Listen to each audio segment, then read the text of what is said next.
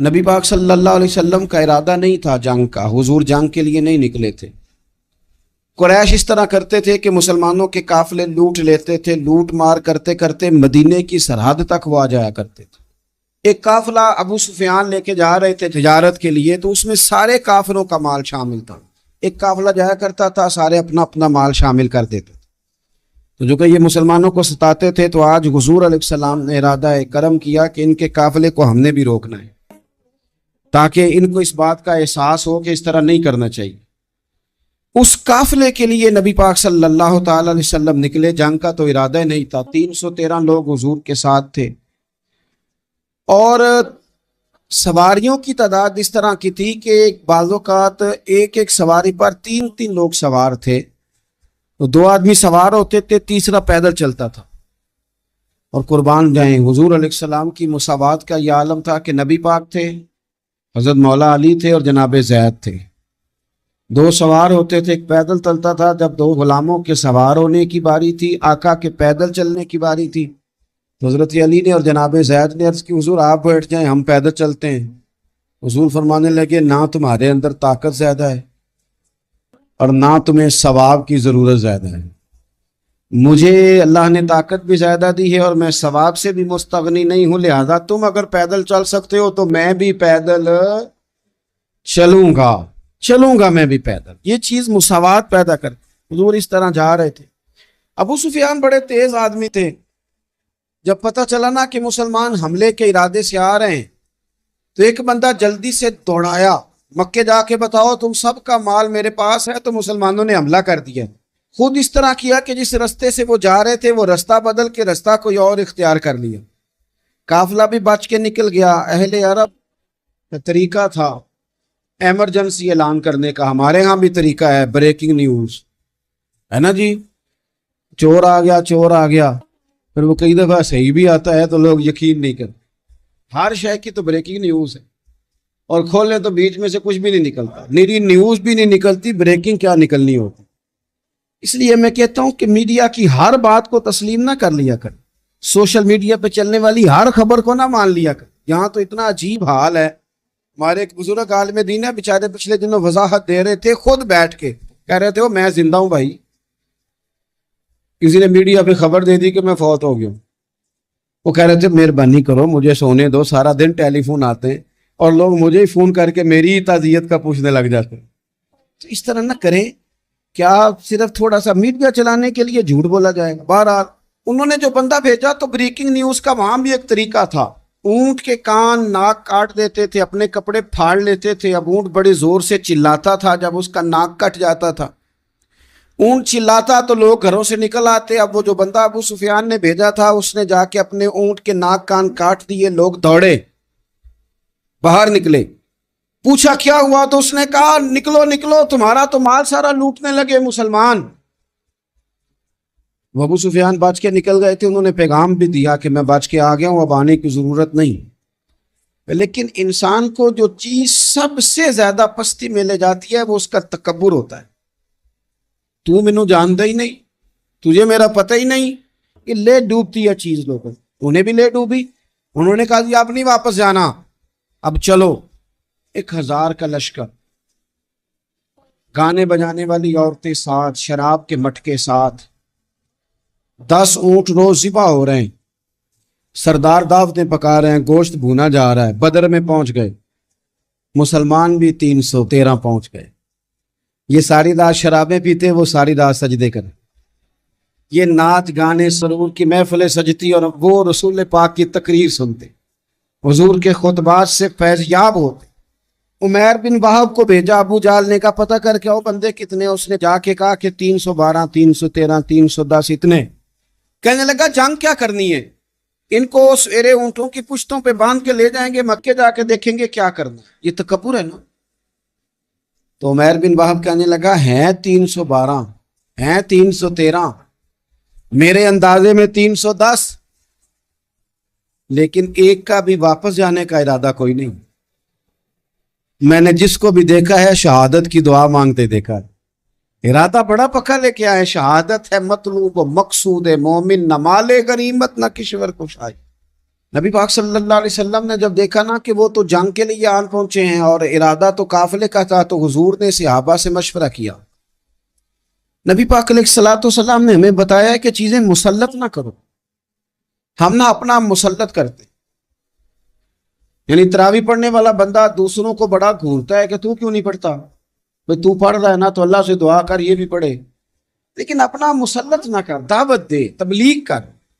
نفل پڑھنے والا سب کو گناہ گار ہی سمجھنے لگ جاتا ہے. عصر کی پہلی 4 سنتے تو کیوں نہیں پڑھتا، تو کیوں، بھئی آپ مسلط کریں گے، آپ رائے دیں، اور رائے دے کے سائڈ پہ ہو.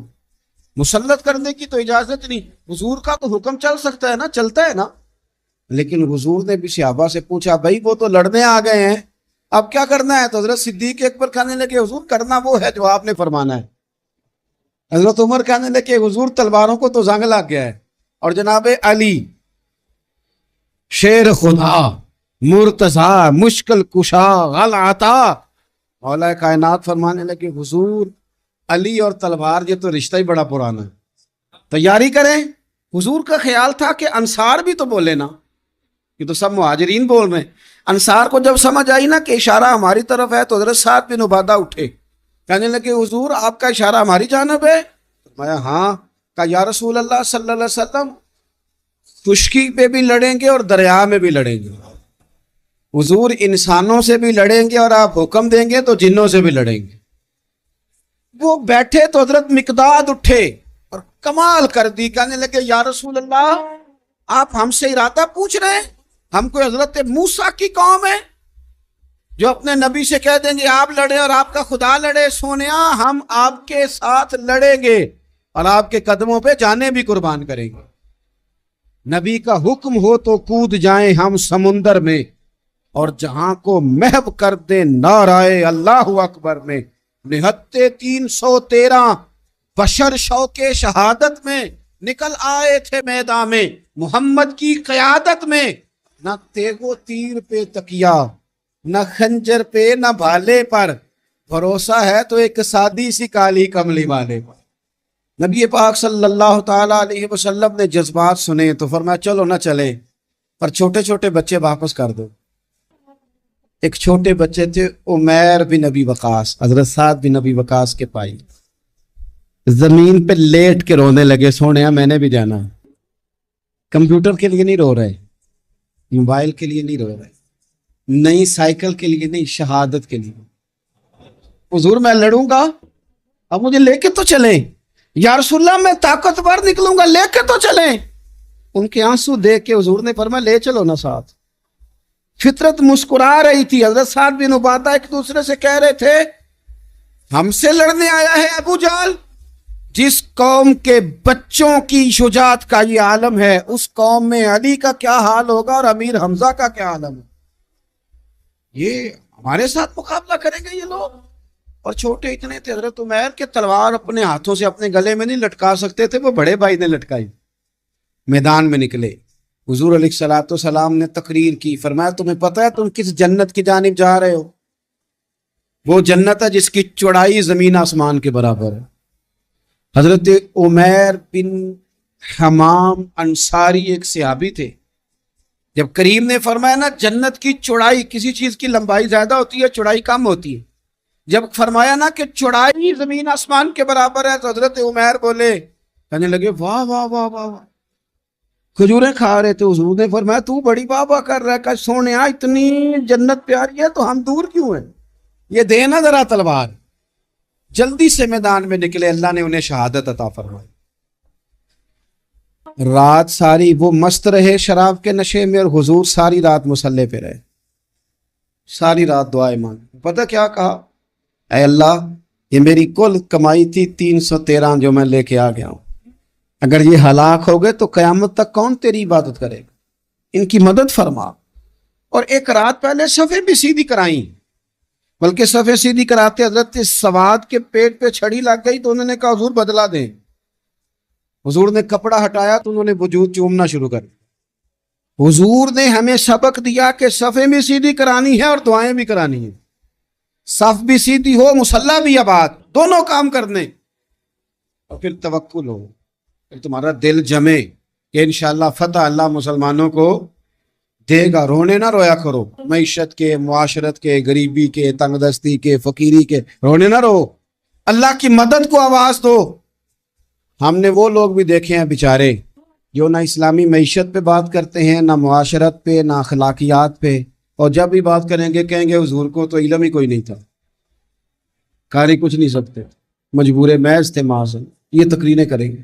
یہ مسلم شریف کی حدیث ہے, کوئی اختلاف والی بات نہیں, پر بعض اوقات نا دل کو تکلیف ہوتی ہے کہ یار اس طرح کی باتیں کیوں کرتے ہو. یہ مسلم ہے. حضرت انس بن مالک فرماتے ہیں ایک رات پہلے حضور نے چھڑی پکڑی اور میدان بدر میں جا کے فرمایا, لکیر کھینچ کے فرمایا یہاں ابو جہل مرے گا, یہاں عتبہ مرے گا, یہاں شیبہ, یہاں ولید مرے گا. حضور نے لکیریں کھینچی. فرماتے ہیں باقی لوگ جنگ لڑ رہے تھے اور میں چپ کے لکیریں بھی دیکھ رہا تھا کہ حضور نے لگائی تھی. فرماتے ہیں اللہ کی عزت کی قسم کوئی کافر 1 انچ بھی ادھر ادھر نہیں ہوا, جہاں نبی پاک نے لکیر لگا دی تھی وہیں مرا ہے. یہ شان اللہ نے حضور کو دی ہے, حضور کے علم مبارک کا یہ کمال ہے. نہ اس طرح کی باتیں کریں جس سے امت تقسیم ہو. سویرے جنگ شروع ہوئی, صبح 3 کافر میدان میں نکلے, عتبہ, شیبہ اور ولید. 3 انصاری مسلمانوں کی جانب سے مقابلے میں نکلے, لیکن وہ تکبر جو ہوتا ہے نا وہ جان چھوڑتا نہیں. تو ولید کہنے لگا, عتبہ شیبہ کہنے لگے ہم نے نہیں ان سے لڑنا, یہ تو ہمارے پائے کے ہی نہیں, قریش میں سے بھیجو, قریش میں سے. آپ نے کون سا ناراض ہونا ہے, ویسے چودھریوں کے بچے, سیٹھوں کے بچے کچھ بھی نہیں کر پاتے, کیونکہ ساری زندگی لوگ چودھری صاحب کہہ کے دماغ ہی نہیں ٹھیک ہونے دیتے, وہ رہ جاتا ہے کام سے ہی. میرے حضرت صاحب فرمایا کرتے تھے, میرے استاد جی, کسی گھر میں علم چلا جائے تو کئی دفعہ نکل آتا ہے, لیکن کسی گھر میں پیری مریدی چلی جائے وہ نہیں نکلتی, کیونکہ پیر کا بیٹا جس طرح کا بھی ہو لوگ پیر مان ہی لیتے ہیں. اور اسی طرح کسی گھر میں چودراہٹ چلی جائے تو وہ بھی باہر نہیں آتی. بچوں کو لوگ چودھری کہہ دیتے ہیں, وہ اس بیچارے کا بھی دماغ خراب ہوتا ہے, کچھ کر ہی نہیں پاتا. یہ چودراہٹ ہر جگہ مصیبت کھڑی کرتی ہے الا ماشاء اللہ. ولید کہنے لگا ہم نے نہیں لڑنا, یہ تمہارے پائے کے بندے پہ جو انصاریوں سے لڑے. تو فطرت مسکرا کے کہہ رہی تھی لگتا ہے تمہارا جلدی مرنے کا ارادہ ہے. ٹھیک ہے. پھر نبی کریم نے فرمایا ٹھیک ہو گیا, چلو. ابو عبیدہ بن جراح اٹھے, حضرت عبیدہ اٹھے. حضور نے فرمایا اب اللہ کا شہر امیر حمزہ اٹھے.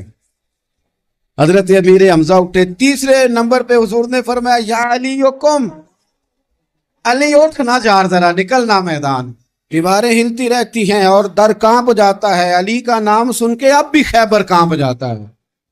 حضرت علی شیر خدا رضی اللہ تعالی مولا کائنات اٹھے, حضرت امیر حمزہ اٹھے, حضرت عبیدہ اٹھے.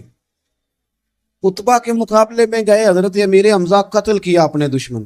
شیبہ کے مقابلے میں گئے حضرت عبیدہ, لیکن حضرت عبیدہ بوڑھے تھے, اس نے ان پہ حملہ کیا, ان کا پیر کاٹ دیا.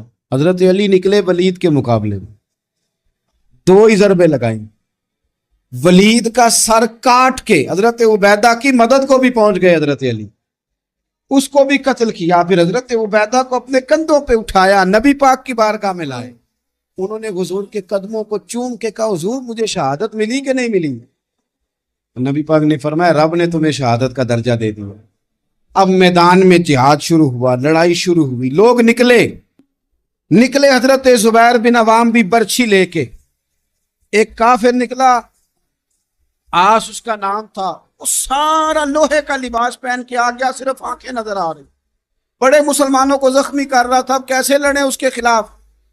تو حضرت زبیر بن عوام کے ہاتھ میں برچھی تھی, بس آنکھیں نظر, اتنی زور سے اللہ اکبر کہہ کے برچھی ماری نا کہ اس کا آپ نے گلا ہی کاٹ کے رکھ دیا. ہر چیز اس کے دماغ سے باہر نکل آئی, زمین پہ تڑپا.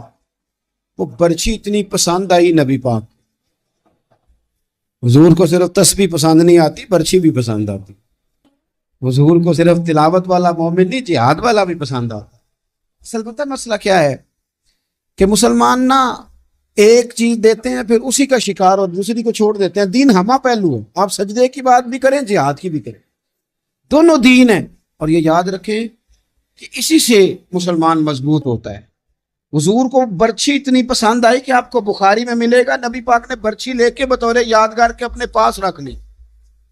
پھر وہ برچی حضرت صدیق اکبر کے پاس رہی، پھر وہ برچی حضرت عمر کے پاس رہی، پھر حضرت عثمان کے پاس رہی، پھر مولا علی کے پاس رہی۔ میں ان لوگوں کو کیا کہوں جنہوں نے مکے مدینے میں نبی پاک کی یادیں مٹا دی۔ سونے نے تو صحابہ کی یادگار تلواریں بھی سنبھال کے رکھی، اور تم نے حضور نے جس کنویں سے پانی پیا تھا وہ کنواں ختم کر دیا، تم نے جہاں حضور نے غسل کیا تھا وہ جگہ ختم کر دی۔ کیا بات کرتے ہو صاحب، وہ جگہ تو ہمارے لیے چومنے کے لائق تھی، اور آنے والی نسل کو وہاں عقیدت کے پھول برسانے تھے۔ تم نے کیا سلوک کیا؟ جنگ آگے بڑھی، تلواریں چمکی، دو چھوٹے بچے۔ او نوجوانوں، خدا را واپس لوٹو اپنے دین کی طرف، دو چھوٹے بچے، اور یہ اس طرح کے لفظ ہیں، مجھے کیا لینے دو وہ دیسی تھے، مجھے کیا لینے دو پینڈو تھے۔ وہ دو بچے آ کے حضرت عبد الرحمن ابن عوف سے پوچھتے ہیں، کہتے ہیں چاچا جی ابو جال کدھر ہے؟ یہ لفظ ہیں حدیث میں، چاچا جی، چاچو کدھر ہے ابو جال؟ کہتا ہے میں نے ہاسکی کا پتر، تم نے کیا کہنا ہے؟ تو چھوٹے والے کو باتیں بھی صحیح نہیں کرنے آتی تھی، کہنے لگا چاچا اسے مارنا ہے۔ کہا کیوں مارنا ہے؟ کہا اس لیے کہ ہم نے سنا ہے وہ ہمارے نبی کو برا کہتا ہے معاذ اللہ۔ کہا تم اگر نام مار سکے تو چھوٹا کہہ رہا ہے، کہتا نام مار سکے تو مریں گے تو صحیح نا حضور کے نام میں۔ حفیظ جلندری کہتے ہیں وہ کہہ رہا تھا مریں گے یا ماریں گے اس ناری کو، سنا ہے گالیاں دیتا ہے وہ محبوب باری کو، معاذ اللہ حضور کو برا کہتا ہے۔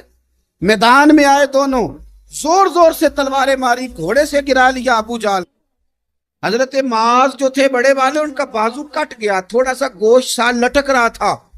یہ نرم و نازک بچے ہمارے، یہ میدانوں میں کام کریں گے؟ جن کو تھکاوٹ ہوتی ہے، جو پیراڈال کی گولی کھا کے سوتے ہیں رات کو، بازو لٹک رہا تھا۔ حضرت معاذ نے اس پر اپنا پیر رکھا، چھٹکا دے کے اتار دیا۔ حضرت عبداللہ ابن مسعود کو کہا، انہوں نے گردن کاٹ دی ابو جال کی۔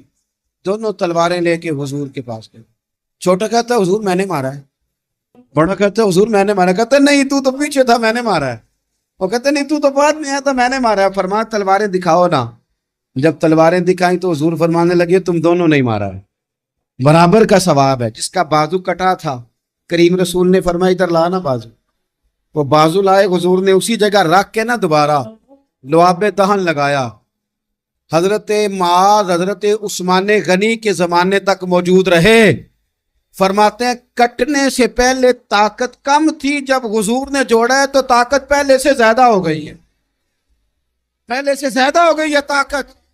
کہتے ہیں کہ نبی پاک سید عالم صلی اللہ علیہ وسلم کی خدمت میں حضرت عکاش آئے، کہنے لگے سونیا میرے جذبات کنٹرول میں نہیں آ رہے، میں ان بے ایمانوں کے گلے کاٹوں گا، پر میرے پاس تلوار ہی کوئی نہیں، کوئی تلوار ہو تو ماروں نا۔ ایک درخت کی جڑ تھی، ٹہنی تھی، حضور نے یوں کر کے کھینچی، فرمایا یہ لینا تلوار۔ کہتے ہیں وہ حضور کے ہاتھوں میں ٹہنی تھی، میرے ہاتھوں میں آتی گئی اور تلوار بنتی گئی۔